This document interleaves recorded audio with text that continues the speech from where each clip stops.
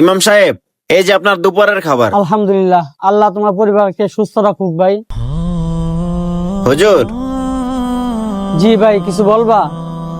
আমার একটা প্রশ্ন ছিল, অনেককে জিজ্ঞেস করছিলাম, কিন্তু কেউই আমার প্রশ্নের উত্তরটা দিতে পারেনি। আপনি যদি আমার প্রশ্নের উত্তরটা দিতেন। কি প্রশ্ন ভাই?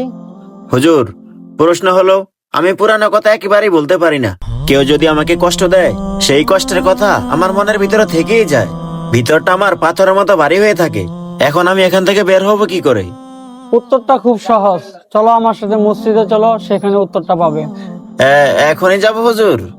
হ্যাঁ, এখনই। হুজুর, এই সাইডে আমার বাইক রাখা আছে, তাহলে আমি বাইকটা নিয়ে আসি। না না না, বাইকে যাওয়া যাবে না, হেঁটে যেতে হবে, চলো। ঠিক আছে, চলেন। তোমার এই প্রশ্নের উত্তরটা এই রাস্তাতেই পেয়ে যাবে।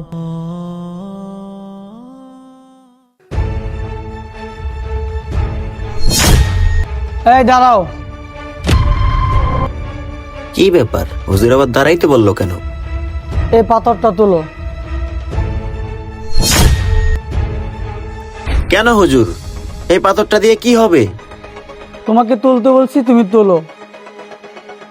আচ্ছা, ঠিক আছে।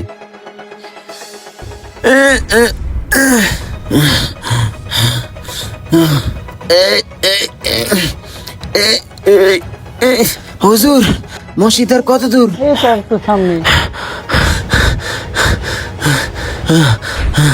এই, কি ব্যাপার, পাথরটা ফেলে দিলে কেন?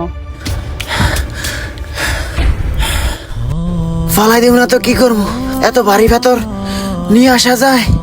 আমার হাতটা তো একবারে অবশ হয়ে গেছে। পাথরটা বাড়ি, তাই না? তো কি, আপনি শুধু শুধু পাথরটা নিয়ে আসতে বললেন। আমি তো তোমাকে একবারও বলিনি পাথরটা নিয়ে আসতে। তুমি তো চাইলে পাথরটা ওখানেই রেখে আসতে পারতে।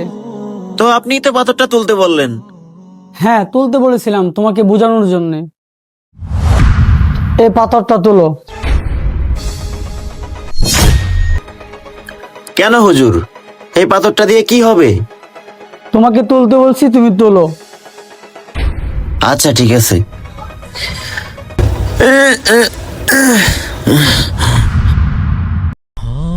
এই পাথরটি হলো তোমার মনের মধ্যে জমে থাকা সেই রাগ আর সেই কষ্ট। অন্যের দেওয়া কষ্ট, জুলুম এবং খারাপ কথাগুলোই তুমি এই পাথরটির মতো বয়ে বেড়াচ্ছ। যতদিন বয়ে বেড়াবে, তোমার মন আর জীবন দুটোই এই পাথরটির মতো ভারী হয়ে থাকবে। তুমি শান্তিতে চলতেও পারবে না। যদি তুমি সুখী হতে চাও আর মনকে হালকা করতে চাও, তাহলে